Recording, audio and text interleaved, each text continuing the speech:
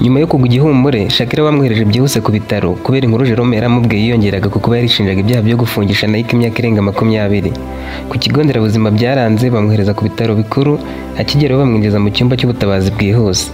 Ababyeyi be ntibari bakamenye icyatumye ajya muri koma.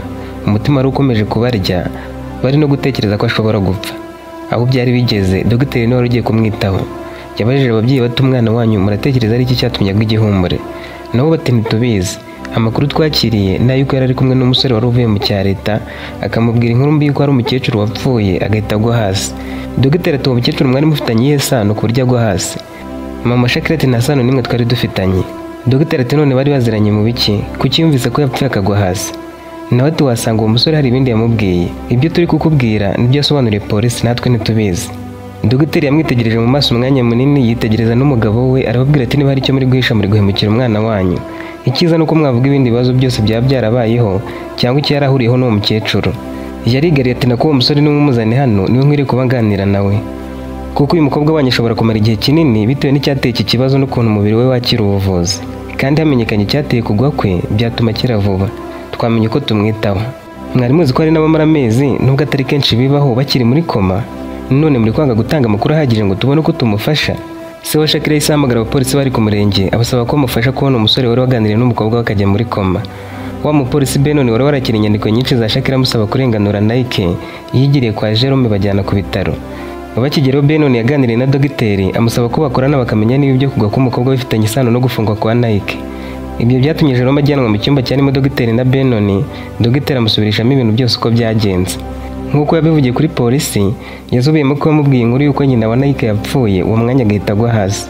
Dogiteri ati none kuki wamubwiye iyo nkuru? Byaje bite kugira ngo muganire bigeraho umuvugo uwo mukecuru? Nawe ati umukecuru yari mama w'inshuti yanjye yitwa Nike. Uwo Nike yakatiwe imyaka irenga 20 azira icyaha atakoze kuko bamushinje kuryamana n'uyu mukobwa kandi atarigeze abikora. Icyaha cyaramuhamye cyane ko n'ibisubizo byo kwa muganga byagaragaje ko yari yasambanyijwe. Njye ubwanjye niganiriye na Shakira ambwira ko atigeze aryamana nawe, ko ababyeyi bari bo bashatse kumufungisha kuko babasanganye mu nzu yugamye imvura. Njye ntekereza ko icyatumye agwa igihumure ari uko yatekereje ko afite uruhare muri urwo rupfu, akaba nikoreye umutwaro wo gufungisha umuntu kandi nta cyaha yakoze, akaba agiye kuzasazira muri gereza wari kwidegembya hano hanze. Kugwa kwa Shakira ko ari kugiye gutuma urubanza rwose rwa Nike rusubirwamo. Shakira yaburaga gukanguka gusa ngo nawe agire icyo avuga. Banze guhita bemera ibyo Jerome avuze, gusa bamwemerera gusubira mu rugo. Kubera ko mama wa Shakira yari ahari, umugabo yabaye agiye mu rugo ngo abe ari we umusigaraho. Nuko byagenze hanyuma asigara mu bitaro. Ibyo Jerome yavuze byose uwo mupolisi Benon yabyanditse mu ibanga ababyeyi ba Shakira batabizi. Shakira ntiyashoboraga kurya ibwe kuko yari ari muri koma. Bamushyiriho uburyo bwo kurya ibiryo biciye mu miyoboro wo mu mazuru ujya mu gifu. Kuko atumvaga umubiri we cyangwa ngo yigenzure, bamushyiriho uburyo bwo kwihagarika no gusohora imyanda yose. Bashyizeho n'abaforomo bagombaga kujya bamuhinduranya ku buriri buri masaha runaka kugira ngo atagira ubundi burwayi bwari guterwa no kuryamira uruhande rumwe igihe kinini. Ibyo mama we yarabibonye agahinda karamwica.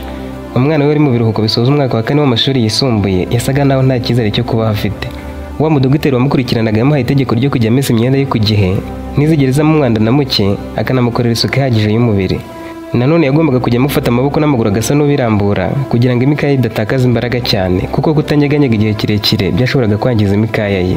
Dogiteri nawe isaha ku isaha yazaga gupima umutima, umwuka n'umuvuduko w'amaraso. Icyumweru cya mbere cyarashize, hashira icya kabiri, agera ku munsi wa 20 atarakanguka. Mama we yari yarihebye, atangiye kwakira ko ashobora no gupfa. Iminsi 21 noneho yashize yihebye birenzeho, aratangira ati ariko ubundi azakanguka dogiteri cyangwa yarapfuye ntitwabimenye.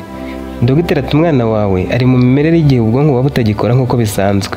Iyo bimeze bityo umuntu ntamenye ibimurimo, ntashobora kuganira cyangwa kugira icyo akora ku bushake. Nawe ati wasanga yaranakangutse simbimenye ariko. Dogiteri ati yakanguka se tukabiyoberwa? Yego nibyo wenda iyo umuntu agiye gukanguka ntabwo biba nk'uko yakanguka avuye mu bitotsi cyangwa ngo bibe mu buryo butunguranye ku buryo ahita amenya ahari nawe ugahita ubibona. Bitangira gahoro gahoro. Mbere na mbere atangira kugaragaza ibimenyetso, akaba yakwitsa umutima. Wowe ujye umuba hafi azakanguka ubireba. Akimara kugenda kuko umukobwa yikije umutima, yumvise ijwi ari rye, amwitegereza yitonze kuva ku maso kugera ku musatsi. Mu kanya gato abona amaso atangiye gufunguka, anyeganyeza n'intoki. Yahamagaye dogiteri aragaruka ati nta kindi nabikoraho, mureka abanza akanguke neza. Ubu igisigaye ni ukumuba hafi kurusha mbere kuko ashobora gukanguka adashoboye no kuvuga. Kuri gereza ibintu byahindutse bibi kurushaho. Nyuma y'amezi arenga 10 mama wapfuye nibwo Nike yamenye amakuru. Kuri uwo munsi ari umugabo baturukaga mu gace kamwe aruje gufungirwa muri gereza imwe nawe. Uwo mugabo yaramuzi neza, azi wabo n'abiwabo bose, azi icyaha yazize, azi n'iwabo wa Shakira. yari umumotari wo muri karitsiye. Kubera gutwara abagenzi yasinze bigatuma akora impanuka yari yahitanye umugenzi, byatumye akatirwa imyaka itari mike. Akigera muri gereza agasanga yo Nike yaramuhobeye, aranabyishimira kuko ari we muntu wenyine yari azi mu bo yarahasanze. Nike nawe yarishimye kuko arabonye umuntu azi, ariko nanone arushaho kubabara kuko arazi neza ko nta keza ka gereza. Nawe ubwe kwiyakira byaranze kandi imyaka yari imaze kurenga kuri 2 n'igice afunzwe. Yaramubajije ati none Celestin baguhoye iki koko, wakoze iki?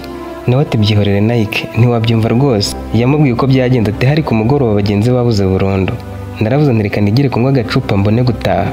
Nagize amahirwe mu kabari nsangamo undi mugabo w'inshuti yanjye tutanaherukanaga, angurira amayoga ndinywera. Ubwo saa moya zari ziri hafi kugera. Ngisohoka nabonye umugore wari wabuze umumotari kandi ari kwerekeza mu nzira anyuramo ntaha. Naramutwaye ngendera ku muvuduko wa danje bitavugwa. Njye nongeye kwisanga mu bitaro sinamenye ibyakurikiyeho. Gusa bambwiye ko nagunganye n'undi mumotari we niwe yarahetse bakarokoka, ariko umugenzi wanjye akaba ari bupfa. Inzoga zo barapimye basanga ndari narengeje urugero.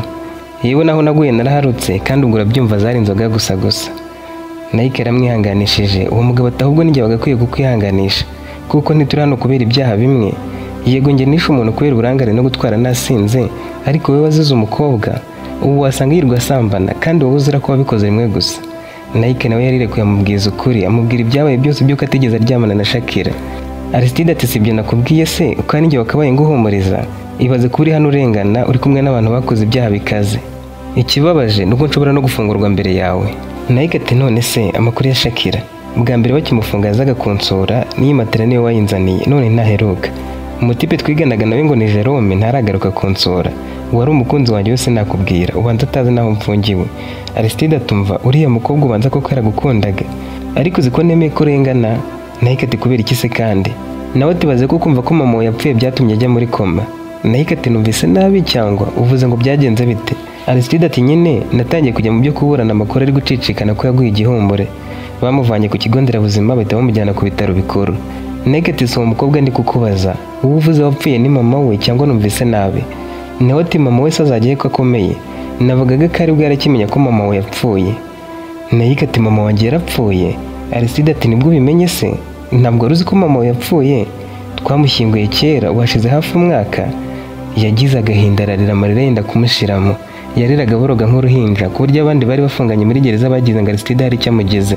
Yarize atabaza, abacunga gereza baza kureba ikibaye. Babaye bamusohoye hanze ngo abanze kwakira ibyo yarabwiwe ko ari ukuri. Yagize habona kurira ntacyo biri butange, n'ubundi yumva ko isi yose yamwanze, arahora kuko nawe yarari gutera impuhwe. Bamusubije muri gereza, yegera Aristide ati basi mbwira icyo yazize. Aristide ati kumenya ko yapfuye byo byagukomerekeje, ariko numenya uko yapfuye byo biraguhohora. Banza unyemerere kuri bwikomeze ntwongere gutuma abacunga gereza baza hano. Nike ati uko ndi bwitware biraterwa nuko inkuru irabimeze. Sinzi niba nongera kuboroga, ariko nanjye sibyo nifuza, ndagerageza kwikomeza. Yaramubwiye ati ubundi mama wawe nta muntu ari kuzigera amenya ko yapfuye, kubera ko mwari mworoye intama ku manywa muyizirika hanze. Abana banyuze haruguru y'urugo barebye ku mbuga babona yari uruhande rumwe. Bamanutse basakuza ngo iwanyu bari kubaga intama, bageze babona amasaza yuzuyeho. Ni abana bato mu kigero cy'imyaka nk'itanu. Batangiye kwikiniraho bakayijomba ibiti birukana n'amasazi. Hanyuma umubyeyi w'umwana umwe amubura mu rugaza kumushaka. Nibwo umugore yasanze bari gukina n'iyo ntama yari yapfuye, yari uruhande rumwe. Yahamagaye mama we ntiyakoma kandi urugi rwasaga n'urwegetseho. Yinjiye mu nzu yumva harimo umwuka mubi, yinjiye mu cyumba asanga amaze iminsi apfuye. Uko biri kose yapfiriye mu nzu intama ibura uwayanura, nijoro imbwa ziyisanga ku mugozi zirayirya. Iyo ibitaziritse zari kuyikurura zikayijyana. Bakitse ko mama we yishwe n'inzara, ariko bashiki bawe barabihakanye bavuga ko ari ukumuroga n'ibindi. Wagize ngo hari umuntu wemera ko yapfuye gutyo gusa, kandi mu nzu nta kindi kiribwa cyarimo, ikindi yari amaze iminsi arwaye. Ntabwo nakwemeza icyo yazize, ariko nuko byagenze. Agahinda karamushenguye, yubika umutwe mu maguru none harira adasohorejwe. Abandi bari bafunganywe nabo bumvise inkuru ye barababara, nubwo harimo abakoze ibikorwa by'ubunyamaswa. Mu mutima aribwiye ati iyo ntafungwa ibyo byose ntibiba byarabaye, kuko mama ninjye wabanaga nawe. Iyo nabonaga atameze neza namujyanaga kwa muganga. Iyo twabaga twabuze ibyo kurya nasibaga ishuri ngakora ikiraka. None kubera Shakira mama wanjye arapfuye. Yagerageje gutuza abaza Aristide ati none se uwo mukobwa we ngo byagenze bite? Nawe ati umusore wari inshuti yawe yamubwiye ko mama we yapfuye ngo ahita ajya muri koma. Ubwo nibyo natwe tuzi nta bindi rwose. Nike ati uwo musore se yaba yitwa Jerome? Aristide ati simuzi, wasanga ari we. Nanjye numvise amakuru acicikana aricyo sinigeze mbitindaho cyane kuko najarajaraga mu nkiko. Icyo nzi cyo nuko kugeza ubu Shakira atarava no muri koma. Nike agahinda kari karanze gushira ataramenya ko mama we yapfuye. abandi bari bafunganye bamusabaga kwiyakira ariko byaranze. Kuva yamenye ko nyina yapfuye noneho ubwo byarushijeho kuba bibi, akarararira ku manywa nabwo bikabuka. Yanyuzagamo akaganira na Aristide kugira ngo agahinda kagabanuke, ariko nabwo ntibyabaga bimworoheye. Yifuzaga kwiyahura nibura ngo agahinda gashire, akabura aho abikorera. Yarigunze kuko yatekerezaga ko isi ayiriho wenyine. Inshuti zose zari zaramuvuyeho, Jerome atakimusura, umukunzi we Jisi atakimusura, mama we yarapfuye, abo mu muryango we badashaka no kumva izina rye. Ikindi kandi niwe waziraga ubusa kuko abo bari bafunganywe bemeraga ibyaha kandi barabisabiye imbabazi. We bamusabaga ko yemera icyaha cye akagabanyirizwa ibihano, ariko nanone yumvaga bitashoboka. Ku bitaro kubera ko Shakira yari amaze gukanguka, dogiteri yakomeje kumuba hafi, igihe kigeze amukuraho ibyamufashaga guhumeka, amukuraho ibyamufashaga kurya n'ibindi byose. Guhaguruka byabanje kumugora, bisaba ko nyina abanza kujya amwegamiza amujyanye ku bwiherero. Nyuma y'ikindi cyumweru nibwo yari amaze kugaruka ku murongo, ari no kubasha kuvuga. Dogiteri yari yemeje gukorana na wa mupolisi Benon wari bubuye iperereza ku cyaha Nike yashinjwaga ngo barebe niba koko hatarabayeho akarengane. Dogiteri yabonye umukobwa amaze kugera igihe cyo kuvuga, amagara Benon mu ibanga. N'ubundi Shakira nawe yifuzaga ko Nike afungurwa. Yemeye kujya mu kindi cyumba cyari cyicayemo uwo mupolisi, hanyuma dogiteri abari hamubariza icyamuteye kugwa igihumure. Yabanje kurira arababwira ati basi niba mutahita munsezerera, nimunsengere munsabire imbabazi ku Mana kuko njye naragerageje biranga. Umutima wenda guturika kubera ko ari umuntu wakatiwe imyaka irenga 20 azira icyaha atakoze, bitewe nanjye ndetse n'ababyeyi banjye b'abagome. Yamaze umwanya munini arira, Benon atangira kugira impuhwe mu mutima, aribwira ati uyu mukobwa agiye kuvuga ukuri. Ubwanjye urubanza ndarugira urwanjye. Uyu mwana rwose agomba kuba afite ukuri kandi amarira nayo ukuri. Dogiteri nawe mu mutima yari kwivugisha ati uyu mwana araremerewe. Ubundi ntibikunda kubaho ko umuntu amara iminsi muri koma. Afite ikibazo gikomeye byanga bikunda cyabiteye, kandi ubwo ari kuvuga ko akeneye gusengerwa byanga bikunda afite ukuri. Yari cyaho kurira ababwira ati njye nakunze umusore witwa Nike, yiga mu wa 4 njye niga mu wa 2 segondere. Nakoze uko nshoboye nga nkunda aranga. Rimwe musanga ku bwiherero ndamupfukamira ngo basi abone ko ntacyo ntakora kubwe, amagurikije animateri asanga asa n'umpobeye. Yadushinje kubwo twari tugiye kwasambanira bituma batwirukana mu kigo. Ku munsi ukurikirana azanye na papa tuhahurira nawe ari kumwe na mama we baje gusaba imbabazi, kandi Nike yararenganaga n'ijye wari wamushotoye. Nemeye icyaha arababarirwa, ariko ababyeyi banjye basigara bamurakariye cyane. Aho twese baturekeye tukiga, nakomeje kwinginga Nike ngo dukundane agendera kure. Hashize igihe nimbwira ko niyakiriye ari mu biruhuko bisoza igihembwe cya mbere, twahuye avuye gusarura ibigori by'ikigo. Nawe yarari mu kigo cyagaburiraga ku buntu, bakishyura bakoze mu mirima yacyo. Twahuriye haruguru yo mu rugo, imvura ihita itangira gutonyanga, turebye hakurya tubona ishobora kwiyongera. Namusabye ko aza kuhogama. Iwacu nta muntu wari uhari, bari bagiye mu kazi. Imvura yabaye nyinshi twegekaho urugi, hanyuma ndamwegera mwicara iruhande, mwiryamishaho nkana ngo nibura nkoreho. Nari mubonye hafi nk'umuntu nakundaga. Nawe ntiyansunitse, yatangiye kumfata ku maso no mu musatsi, bituma nkomeza kumushyira umutwe mu bituza. Uwo mwanya papa yise yinjira, asanga twicaranye ku ntebe. Yadutegetse kuguma dutyo, ahamagara na mama ava mu kazi aza kureba ibyabaye. Bahamagaye polisi, ariko mbere y'uko ihagera mama njyana mu cyumba. Yankuyemo imyenda yose, ansiga imiti yatumye mbyimbirwa. Ngeze kwa muganga baransuzuma, ibisubizo biza bigaragaza ko nasambanyijwe kubera iyo miti nyine mama yari yansize n'indi yari yanywesheje. Ibindi by'uyu mupolisi Benon arabizi. Kuva yafungwa ntabwo ntagize ngo ngaragaze ukuri, ariko babifashe nk'aho ari ukugira ngo afungurwe gusa, banga kubyemera nk'ukuri. Umutima wakomeje kunshira urubanza, mbibwiye ababyeyi banyimura ku kigo ngo abanyeshuri batazakomeza kuntoka bamara ko nafungishije umuntu imyaka irenga 20. Aho ngiriye ku kindi nabwo nakomeje kumusura aho yari afungiye, ariko nyuma ku ishuri bambujije kongera kumusura, bamwimurira mu yindi gereza, mbura amakuru yayiherereye, mbura n'uwo nayabaza. Nyuma y'iminsi mike nje mu biruhuko, namenye ko baje Jerome bari gusoza ikizamini cya leta, njya kumutangira ngo natamubaza aho Nike aherereye, kuko bataramufunga bari inshuti kandi bariganaga, ntiyari kuhayoberwa. Kubw'amahirwe asohotse imbere y'abandi, mubajije amakuru ya Nike ambwira ko yapfuye. Mu mutwe byarivanze, ntekereza ko ari njye wamwishe, nishyiramo ko yishwe n'agahinda kuko umuhungu yafunzwe azira ubusa. Nahise nzengerera nongera gukanguka nyine ndi kumwe na mama hano muri ibi bitaro. Benon yaramubwiye ati humura Shaki, Nike azafungurwa, njye ubwanjye nzatuma ibyo byose bishoboka. Dogiteri nawe yamubajije uko ari kwiyumva. Shakira tumeze neza kuko mvuze ukuri kose, nizere ko Nike azabona ubutabera. Ku rundi ruhande Jisi we yararyohewe mu rukundo, iyo bari no gutegura ubukwe n'umusore bakundanaga. Aho byari bigeze noneho yari yaribagiwe Nike burundu.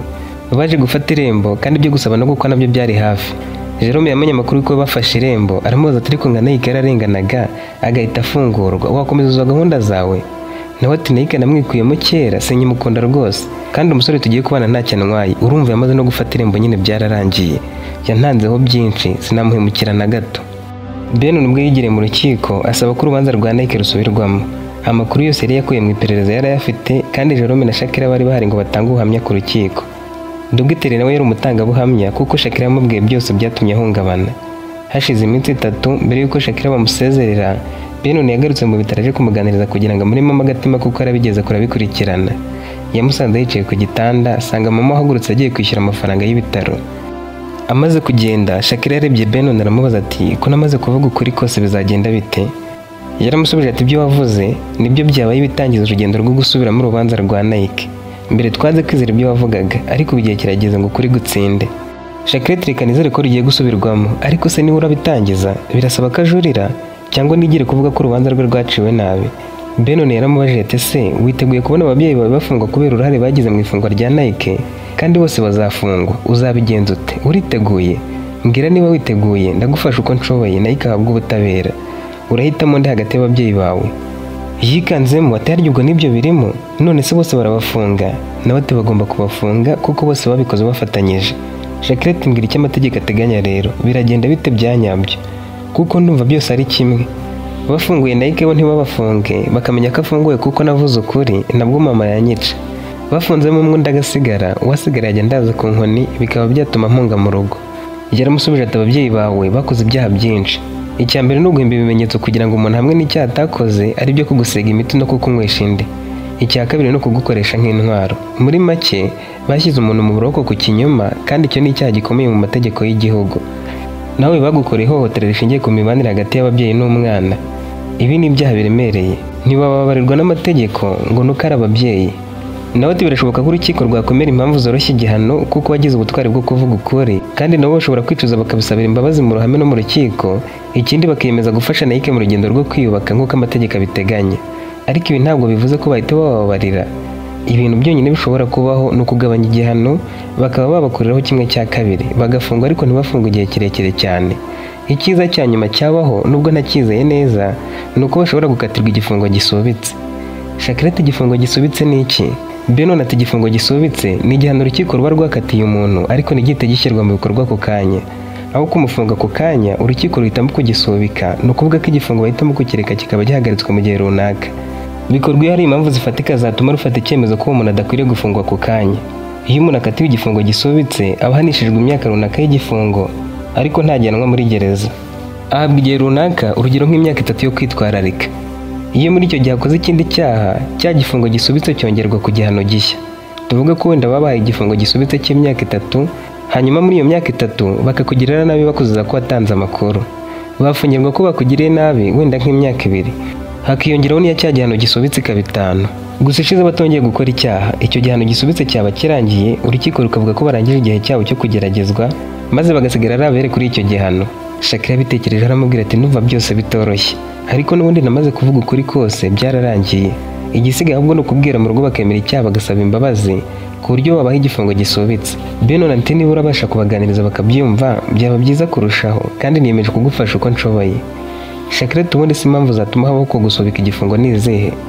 Yaramusubije ati urukiko rufata icyemezo cyo gusubika igifungo bitewe n'impamvu zirimo kuba ari ubwa mbere uwo muntu akatiwe, kandi wanyu ntiwaba afite akazi ka leta barafunzwe uko byagenda kose. Nanone iyo icyaha umuntu yakoze kidakomeye cyane ashobora guhabwa icyo gifungo gisubitse. Ariko kuri iki kibazo ho biragoye kuko icyaha cy'ababyeyi bawe kirimo kubangamira ubutabera kandi cyuzuye ubugome, kirenze kubeshyera umuntu. Ibaze nawe gufungisha umuntu imyaka irenga 20 zira ubusa, ubu amazemo hafi 3. Sinzi icyo urukiko ruzanzura. Njye mbikubwiye ngira ngo wiyakire hakiri kare, ababyeyi bawe batazabafunga bombi bikaba byatuma wongera kugwa igihomore. Icyo nakubwira cyo nuko nibagaragaza kwicuza no kwemera icyaha, bikagaragara ko wenda bafite imyitwarire myiza cyangwa inshingano nyinshi, bashobora koroherezwa. Ikibabaje nuko nta n'umwana bafite uri munsi y'imyaka 18. Wowe urakuze rwose ntabwo watuma bababarirwa. Byamuteye ubwoba, yibaza ahazerekeza wabo nibamenya ko yabareze. Bo bari bazi amategeko, bazi uko igifungo bagombaga guhabwa kireshya mu gihe icyaha cyaba kibahamye. Yarahangayitse. Benon arabibona, aramubaza turumva umeze neza, wahisemo iki? Urarengera ababyeyi bawe nayo ikagume muri gereza cyangwa urabashyira hanze afungurwe?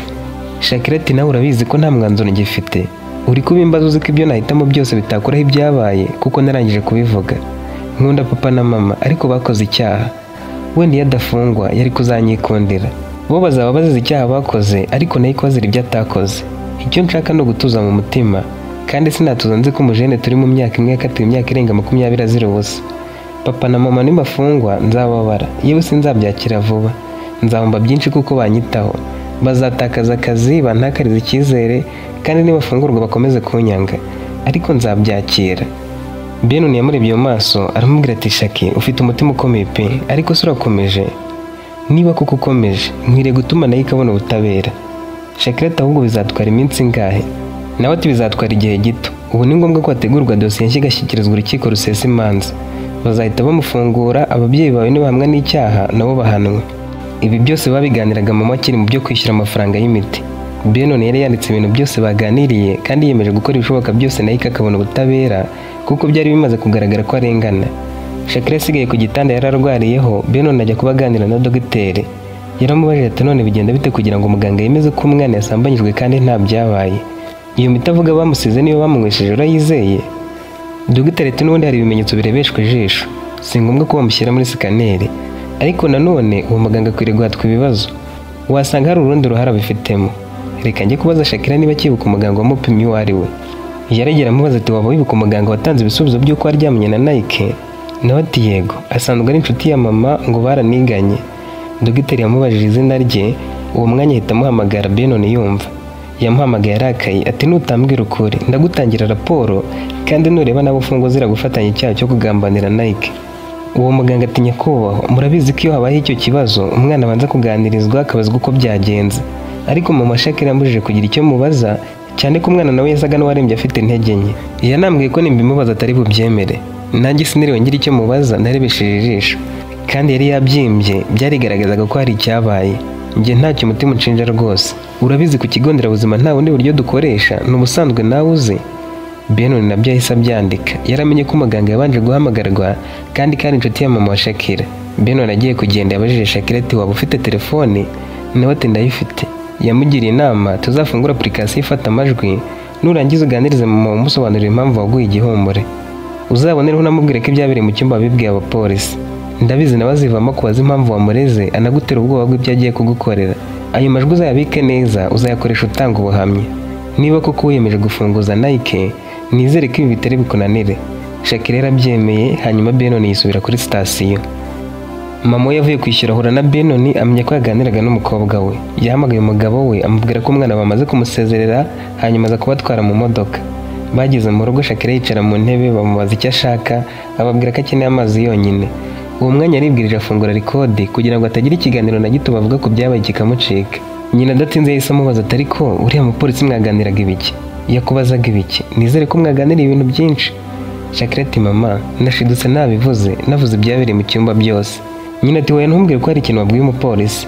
Nawe ati ntakimubwiye. Uko byagenze niko nabivuze. Ababyeyi be bagize ubwoba baranarakara. Papa aramubaza ati ibyo wakoze usobanukiwe neza ko biduhamye badufunga imyaka iri hagati y'5 n'7? Nyina yamuciye mu ijambo ati banavuze ko yongereho urupfu rw'umubyeyi we yaba hagati y'imyaka 10 na 15. Yahise yegera Shakira ati mbwiza ukuri uvuge ko ntacyo wigeze uvuga. Nawe ati ariko mama, we na dogiteri nari kubacikane navuze impamvu naguye hasi. Icya mbere Jerome yababwiye impamvu naguye hasi, nta yindi nuko aramaze kumbwira ibya mama wa Nike wapfuye, Nike akabura n'umuntu umubwira ko yapfuye ntanamushyingure. Bambajije isano mfitanye n'uriya mukecuru wapfuye, babwira ko ari mama w'umusore nafungishije. Nabo banze kwemera ukuntu ibyo byatuma ngo hasi, bakomeza kumbaza nisanga navuze ko Nike arengana. Bambajije ikimenyetso cy'uko arengana, babwira iby'imiti wanywesheje niyo nsize byatumye ngera kwa muganga natangiye kuremba, bikanatuma bemera ko nasambanye bitabaye. Nyina yamukubise urushyi ruremereye aramubwira ati widukinisha uvuga ko wabivuze, kuko urabizi neza ingaruka zavamo. Ubwo se waheraho uvuga ibintu byo kudufungisha? Papa yamwegereye ari kwisetsa ati ngaho uzagaragaza ibimenyetso by'uko nyoko yagusize imiti. Bagusuzumye kuri ubu ntibabibona. Ikindi tuzavuga ko ari wataye umutwe kubera kumara iminsi myinshi muri koma ukavuga ibyo utazi nawe. Nyina yahise amuhobera ati mbega umugabo uzi ubwenge, ni ukuri warushyirwaga n'ubusa utorega, kuko abaganga nabo barabizi ko wari wahungabanye warataye ubwenge umaze iminsi muri koma. Ahubwo se nta kindi wababwiye? Shakira nababwije ukuri kose, ntimundenganye, sinari nshoboye gukomeza kwikorera uyu mutwaro. Papa watumva Shaki, kariya gasore wavuze ko gakunda binjya mu matwi. Umukobwa wanjye nirereye ntukuriye gukundana n'abatinde. Hagize n'undi musore numva ngaragutereta akennye kuriye, namufungisha cyangwa nkamwicisha. Nta n'isoni. Bamusize aho barigendera, uwo mwanya ahita yohereza Benon ayo majwi yaramaze gufata. Ibimenyetso byari bikomeje kuboneka ari byinshi, ariko nanone Shakira yarushagaho kujya mu mazi abira kuko gufunga kw'ababyeyi be byari kumushyira mu kaga. Nubwo bari abakire bahembwaga ku kwezi bakorera leta, ntibari bafite indi business ngo wenda niba bafunga azasigara yikorera ubwe. Amashuri ye yashoboraga guhagarara kuko ari bo bamwishyuriraga. Yari agikeneye kwiga mu wa gatanu no mu wa gatandatu agasoza segonderi nibura. Mu gitondo cyakurikiyeho agiye gushakisha Jerome ngo amusabe bajyane gusura Nike. Yatinyaga kumugera mu maso ari wenyine. Jerome yarabimwemereye anamushimira ko ahisemo ko bajyana. Nawe kujyayo wenyine yumvaga bimuteye isoni. Mu gihe ibi byose byabaga, Jisi we yarakomeje kwikundanira n'undi musore atitaye kuri Nike na gake. Iwabo bari baremeye umusore kubera ko yari yaramaze gufata irembo. Kuko Jisi yararangije kwiga kandi umusore yaramaze kumwizera, yamuhaye igishoro amushakira na simukadi atangira gucuruza amayinite. Yinjizaga amafaranga afatika kuko muri karitsiye y'iwabo ari we wabitsaga akanabikuza amafaranga menshi. Ubuzima bwe bwari bwarabonye urufatiro, iby'urukundo yakunze Nike byarasigaye mu nkuru z'amateka. Mu gihe Shakira na Jerome bari mu nzira bajya kuri gereza, ababyeyi ba Shakira nabo aho bari bahise bafatwa batazi ibibaye. Ntibibwiraga ko iby'umwana we yavuze byatuma bamwizera ku buryo baza kubafata. Kubera ko iperereza ryari rigikomeje, bajyanywe kuri sitasiyo ya polisi mbere yo gushyikirizwa urukiko.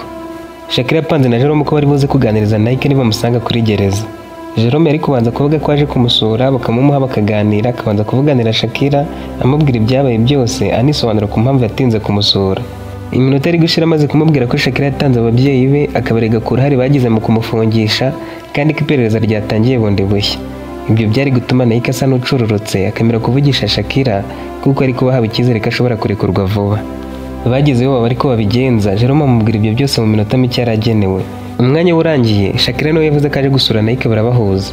Yinginze umucungagereza ngo basi awongeze iminota abanze gusoza ibyo yaraje kumubwira kuko byari byinshi. Kuko yari umusore kandi akaba yari yakuruwe n'ikimero cya Shakira, yemeye kumwongeza iminota ngo wenda aze gusigarana akanimero. Shakira yagiye kumuganiriza na Jerome asubiraho baganira ahari. Nike yari yacururutse amutega amatwi. Gusa yabanje kumusakuriza aramubwira ati Shakira, ubu nshaka navuga ko ari we ho wishe mama. Yapfiriye mu nzu abantu babimenya haciye iminsi. Iyo mba ntafunzwe ntibyari kuba kuko nari kumujyana kwa muganga. Mama yari akiri muto, nuko yarwaragurikaga naho ubundi yaragikomeye. Shakira ati Nike, nanjye byaramuhungabanyije bituma mara ukwezi mu bitaro ndi muri koma. Jerome nzi ko yabikubwiye. Nanjye nsa n'uwaziritsweho igisasu cyaturika isaha ku isaha. Kuva bagufunga sinigeze ngira amahoro kandi naharaniye kugufunguza nubwo bwose byangoraga. Kumenya amakuru yawe bikangiraho ingaruka nkajya muri koma nibyo byabaye intandaro yo gutuma abapolisi biyemeza kugushakira ubutabera. Ubu hari uwo turi gukorana nahaye ibimenyetso byose. Cyagiye njya mu cyumba burya bambaye imiti ndi barayinsiga, ngera kwa muganga bigaragara ko twaryamanye. Natinyaga kubivuga ariko umutima wagize aho wenda guturika.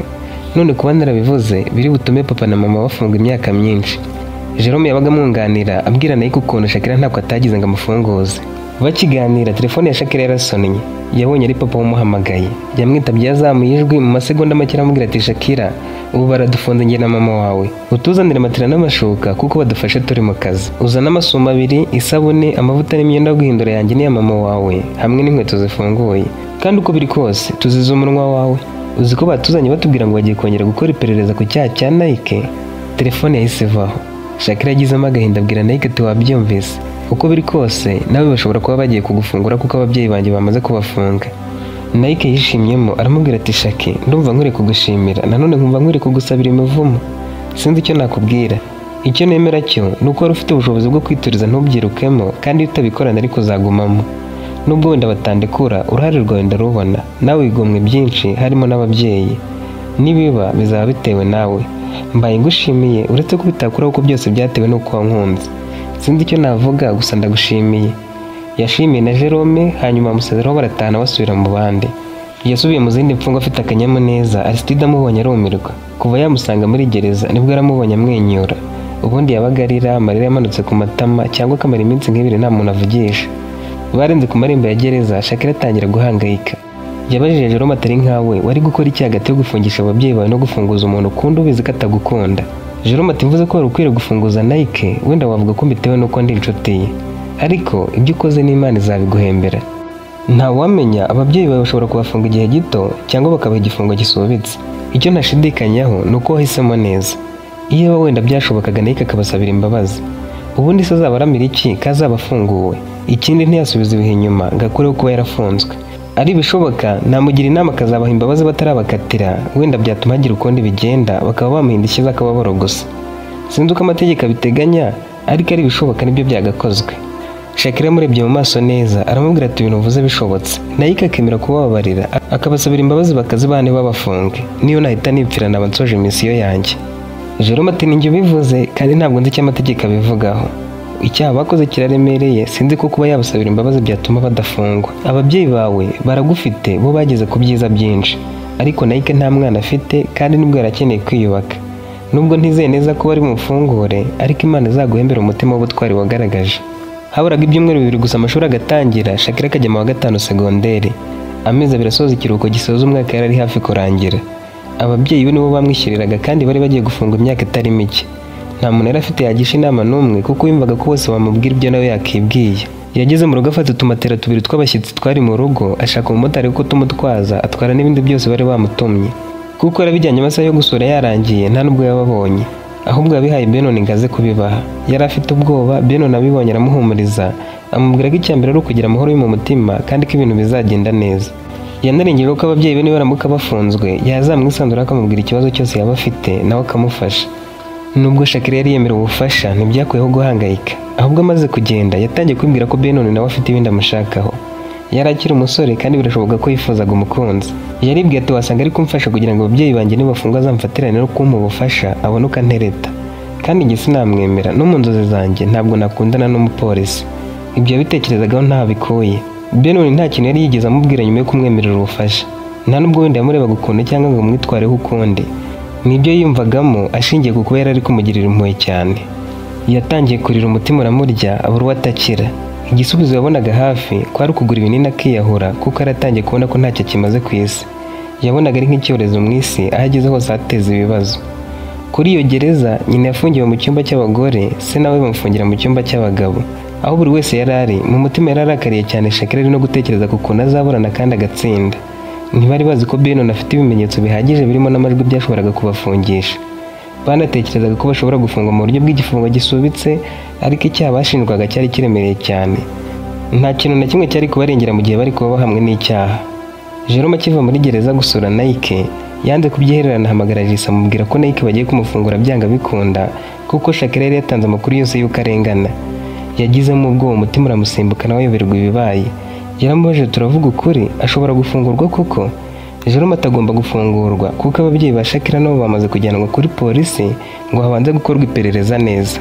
Jesse amaze kuvugana nawe, uwo munsi akazi ko gutanga amayinite karamunaniye. Umutima watangiye kumushinja ibyaha byinshi by'uko yanze gusura Nike.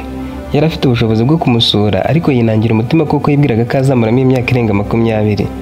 Yatangiye gusaba Imana ngo basi babe bamurekeyemo ikindi cyumweru nibura banze kumugeraho kuri gereza. Bamaze kumubwira ko isaha ku isaha ashobora kurekurwa, yumvise urukundo rumugarutsemo kandi undi musore yari yaramaze gufata irembo. Icyakora yumvagamo ko byanga bikunda Nike naho yagaruka ataba kimukunda kuko atigeze amusura. Shakira nawe iryo joro yabuze ibitotsi, ubwenge bwe bumuhatira kwiyahura. Akantu kamubuzaga kubikora nuko yatekerezaga ko wenda Nike niba mufungura azahagera akamubabarira nibura. Yari yashyizeho umwanzuro w'uko naza ntamubabarire ko bw'ibyo yamukoreye byose azahita yiyahura nta kabuza, nta n'uwagishije inama. Ndagushimiye ko dukomeje kubana muri iyi nkuru. Uyu ni wo musozo w'iki gice. Nizere ko turi kumwe no mu gikurikira.